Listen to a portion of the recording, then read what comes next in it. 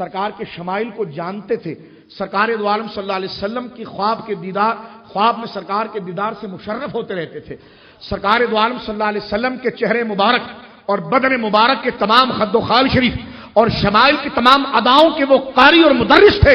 جب انہوں نے امام علی رضا کا چہرہ دیکھا تو ان پر غشی طاری ہو گئی۔ کہتے کہ مجمع ایسا تھا جیسے ہوا کی طرح وہ ہل رہا تھا۔ ایک بڑے بڑے علماء موجود تھے، کوئی اس پر گرتا تھا، کوئی اس پر گرتا تھا، کوئی اس پر گرتا تھا۔ حال کیا تھا میرے دوستو، ہم جسے نکمے نہ اس کو پڑھنا جانتے نہ اس کو سمجھنا جانتے کہ یہ کیا کمال کی بات تھی، اور یہ کون لوگ؟ ہم تو مادی دنیا کے دلدادہ لوگ ہیں، لیکن آپ دیکھیں جو نسبت رکھنے والے جنتی لوگ ہوتے ہیں ان کو دیکھیے۔ اسحاق بن راویہ جو ایک امامت کا درجہ رکھنے والا شخص ہے تاریخ کے اندر اور حدیث میں، کہتے ہیں ان پر تو ایسی غشی طاری ہوئی، آپ کے چہرے کو دیکھتے رہے اور ایسا گرے کہ بدن مبارک کو ہاتھ نہیں لگایا، بلکہ آپ کے خچر کے جو سم تھے نا، یعنی خچر کے جو پاؤں ہیں، خچر کے جو کھر تھے، اس کو امام اسحاق بن راوی اپنی زبان سے چاٹ رہا تھا۔ پیچھے والوں کو سمجھ میں نہیں آئی بات سے آگے؟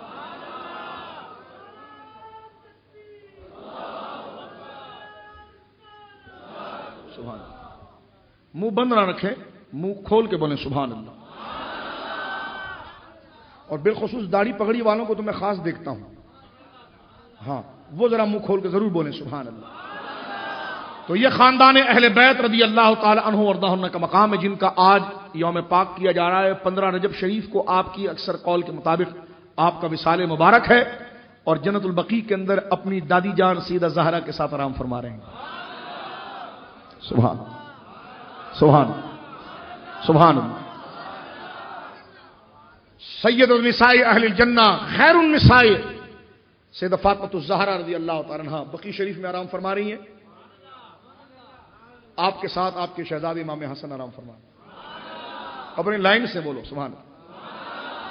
تو وہ دیکھیں لائن سے مزار مقدسہ حضرت امام سیدہ خیر النساء العالمین سیدہ فاطمہ الزہرا رضی اللہ تعالی عنہا، آپ کے ساتھ آپ کے شہزادے امام حسن، ان کے ساتھ موجود ہیں حضرت امام باقر، اور ان کے ساتھ موجود ہیں حضور سیدنا امام جعفر صادق۔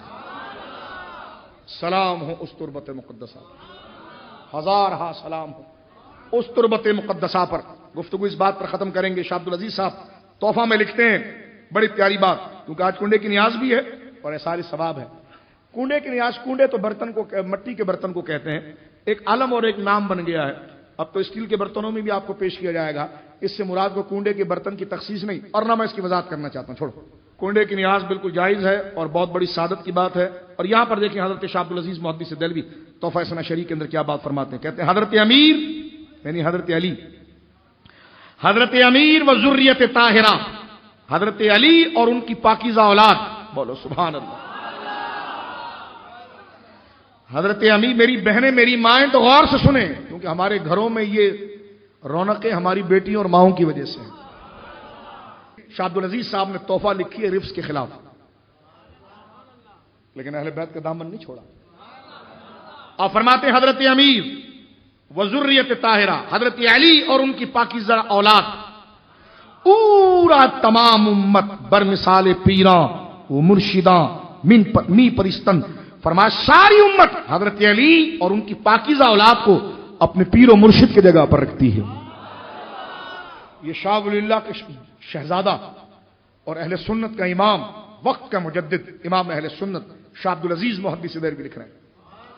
یہ کتنے بڑے عالم ہیں۔ سرکار پیر ملی شاہ صاحب کی کتاب پڑھیں آپ، سرکار پیر ملی شاہ صاحب ان کے حوالے کے علاوہ چلتے ہی نہیں ہیں، آپ پڑھ کر رہے یہ کتنے بڑے عالم ہیں، بڑے بڑوں کو جانتے ہیں۔ تو کیا فرماتے ہیں حضرت شاہ عبدالعزیز صاحب لکھتے ہیں کہ حضرت امیر وذریت طاہرہ، حضرت علی اور ان کی پاکیزہ اولاد، پورا تمام امت بر مثال پیراں و مرشداں میں پرستن، ساری امت انہیں اپنا پیر و مرشد مانتی ہے، حضرت علی کو اور ان کی اولادوں کو۔ ظاہر سی بات ہے ہمارے شجروں میں نام ہے ان کا۔ وہ امور تکوینیہ را وابستہ میدانن، اور اللہ کی عطا سے کن کی طاقت ان کے ہاتھوں پر مانتی ہے۔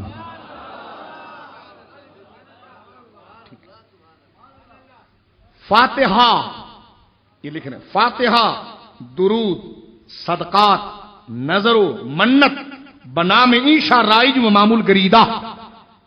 یہ اعلی حضرت نہیں لکھ رہے، یہ دہلی کا شہنشاہ لکھ رہا ہے. یہ اعلی حضرت سے پہلے کے بزرگ ہیں، شاہ عبدالعزیز لکھ رہے ہیں.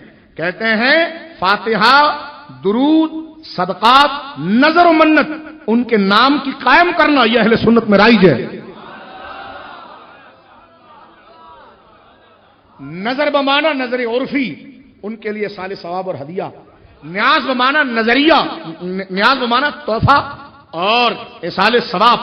فاتحہ نظر کے فرماتے ہیں فاتحہ و درود اللہم صلی علی محمد وعلی، آواز نہیں آئی، اللہم صلی علی محمد وعلی آل محمد کما صلیت علی ابراہیم وعلی آل ابراہیم انک حمید مجید. اہل سنت آل محمد میں آل کی عموم کے قائل ہیں. اس میں جماعت و اتباع میں صحابہ بھی داخل ہیں، لیکن میں کہوں گا قرابت رسول بھی تو داخل ہے. بات مکمل کریں، دونوں کو جوڑ کر کریں. اب آپ دیکھیے فرماتے شاہ عبدالعزیز صاحب کہ حضرت علی اور ان کی ساری اولادوں کو اہل سنت جو ہے وہ اپنا پیر و مرشد مانتے ہیں. یہ بڑے قیمتی جملے ہیں، اس لیے نہیں کہ میں کہہ رہا ہوں، یہ اتنی مقدس کتاب میں ہے اور ہمیں شاید قدر نہیں ہے، لیکن میں سمجھتا ہوں ہماری زندگی کا بہت تاریخی دن ہے کہ جو ہم ان باتوں کو پڑھتے ہوئے جا رہے ہیں. ہاں، فرما حضرت علی اور ان کی پاکیزہ اولاد کو اہل سنت اپنا پیر و مرشد مانتے ہیں اور امور تکوین کو ان کے ہاتھ پر جاری مانتے ہیں اللہ کے اذن سے. فاتحہ و درود، صدقہ اور نظر و منت ان کے نام کی اہل سنت میں رائج ہے. ہم نے عقیدے گڑے نہیں ہیں، یہ ہمیشہ امت سے ہم تک پہنچے ہیں. اللہ رب العالمین جل وعلا ہمیں اپنے اکابر کے ساتھ اللہ کی رضا کے لیے صفائی دل کا جذبہ عطا فرمائے. حضور کی حدیث ہے البرکۃ مع اکابرکم او کما قال صلی اللہ علیہ وسلم. حضور نے فرمایا تمہارے بڑوں کے ذکر میں تمہارے لیے برکت ہے. تمہارے بڑوں کے ذکر میں تمہارے لیے برکت ہے. اللہ قیامت کی صبح تک ہمیں اور ہماری اولادوں کو صحابہ اور اہل بیت کا غلام رکھے، ان سے محبت کرنے والا رکھے، ان کی تعلیمات پر اللہ رب العالمین جل وعلا عمل کرنے والا رکھیں. مجھے بتاؤ سنیو، امام صاحب کا آپ نے ذکر سنا، کتنا مزہ آیا؟ تمہیں پتا چل جائے سنیو کہ میدان محشر میں وہ فلاں جگہ بیٹھے ہیں، تو میدان محشر شادی کا دن بنے گا نہیں بنے گا؟ کہنے کہ بڑے نخرے کر رہے ہو. میں نے کہا نخرے ہم نہیں کر رہے ہیں، آگے وہاں جہاں ایسے لوگ موجود ہیں. بھکاری کو پتا چل جائے کہ جناب یہاں سخی موجود ہے تو اس کی عید کا دن ہوتا. ہم تو گناہگار نکمے لوگ ہیں اور ہمیں یقین ہے کہ مرے ان کے نام پر، اٹھے ان کے نام پر، اور اللہ بخشے گا بھی ان کے نام پر، کیونکہ ان کا نام ہی ہم نے اللہ کے لیے قبول کیا ہے. کیا منظر مبارک ہوگا میدان محشر کا. سنیو، آواز آئے گی ابو بکر صدیق وہاں موجود ہے. حضرت عمر کا آپ نے ذکر سنا، حضرت عمر میدان محشر کی صفوں میں چکر لگا رہے ہیں. عثمان غنی ایک سے حالات پوچھ رہے ہیں. حضرت علی رضی اللہ تعالی عنہ کے آستانے پر بھی لوگ جمع ہیں. حسنین کریمین کے گرد لوگوں کا ہجوم لگا ہوا ہے. تم جدھر بھی جاؤ گے بخش دیے جاؤ گے. اہل سنت کا ہے بیڑا پار، اصحاب حضور نجم ہے اور ناؤ ہے عطت رسول اللہ کی. یہ لطیفے میں نے نہیں سنائے جو دانت ہم نکالیں، یہ حقیقت ہے، حقیقت ہے. اور جتنے آپ سنجیدہ ہیں بات کرنے میں اتنی سنجیدگی شاید ہمارے اندر بھی ہے، لیکن یہ بات ہی ایسی ہے کہ اس میں جب تک آپ پر دیوانگی یا دیوانگی والی صورت نہ بنے تو فیض نہیں آ سکتا. ہم تو دیوانے ہو بھی نہیں سکتے. ہم کہاں، وہ تو اور لوگ ہوتے ہیں جن کے گنبد سجتے ہیں. جو ان کے دیوانے ہو جاتے ہیں وہ تو گنبدوں والے ہوتے ہیں، ان کو تو قوم ہزاروں سال بعد یاد رکھتی ہے. ہم ان کے طرح ان کے عشق میں دیوانے نہ ہو سکے، شکلیں اور ادائیں تو اس جیسی بنا. اللہ رب العالمین جل وعلا آپ کا آنا قبول فرمائے، اس اخکر کے کہے گئے جملے اللہ قبول فرمائے، آپ کا سننا قبول فرمائے، اس مجلس سے ذکر اہل بیت کو اپنی بارگاہ میں قبول فرمائے، سرکار امام جعفر صادق کے عالی ذکر کو اپنی بارگاہ میں قبول فرمائے. نسب رسول صلی اللہ علیہ وسلم، کیا خوبصورت بات میرے امام نے کی ہے. گفتگو ختم کر رہا ہوں، غور کرنا. آپ سب پڑھے لکھے لوگ ہو، اردو کو بہت اچھی طرح سے جانتے ہو. آب فارسی میں پانی کو کہتے ہیں، تطہیر پاک کو کہتے ہیں، نجیب بزرگ کو کہتے ہیں، ریاض باغ کو کہتے ہیں. اب میرا امام دیکھیں کیا لکھتا ہے، آب تطہیر سے جس میں پودے جمے. باغ میں جب پودے جمتے تو پانی ڈالنا پڑتا ہے نا. تو اہل بیت کون ہے؟ میرے امام کہتا آب تطہیر سے جس میں پودے جمے اس ریاض کہتے ہیں چمن گلستان باغ کو، نجابت کہتے ہیں بزرگی کو۔ میرے امام کہتا آب تطہیر، پانی جب اللہ کہے تطہیر والا تو جہاں پانی پاک گرے تو پھول کیسے ہو گئے، اس میں خوشبو کیسی ہوگی؟ کیا کمال کیا ہے میرے امام نے، واہ اتنے اونچے الفاظ لائے آب تطہیر سے۔ فکر دیکھیں میرے امام کی کتنی ستھرائی ہے کہ کہاں سے، دیکھو ستھری فکر ہوگی تو الفاظ ستھرے آئیں گے۔ فرما آب تطہیر سے جس میں پودے جمے اس ریاض نجابت پہ لاکھوں سلام۔ امام جعفر صادق کا تصور ذہن میں رکھیے، ٹیڑے میڑے نہیں بنے، بالکل سیدھا ہو کر بیٹھ جائیں اگر اپنی قبر و حشر کو سیدھا کرنا چاہتے ہیں۔ اب اس امام جعفر صادق کی تربت مقدسہ جنت البقیع کے اندر موجود ہے، تصور ذہن میں رکھ کر اب اس شعر کو میرے ساتھ مل کر پڑھیں۔ آب تطہیر سے، میں یہ بار عرض کرتا ہوں، ابھی میں کھڑا ہو جاؤں گا نا تو اتنے گرم جوشی سے آپ مسافہ کریں گے۔ آپ کو کون کہتا مجھ سے مسافہ کرو؟ میری حیثیت کیا ہے اور میری اوقات کیا ہے؟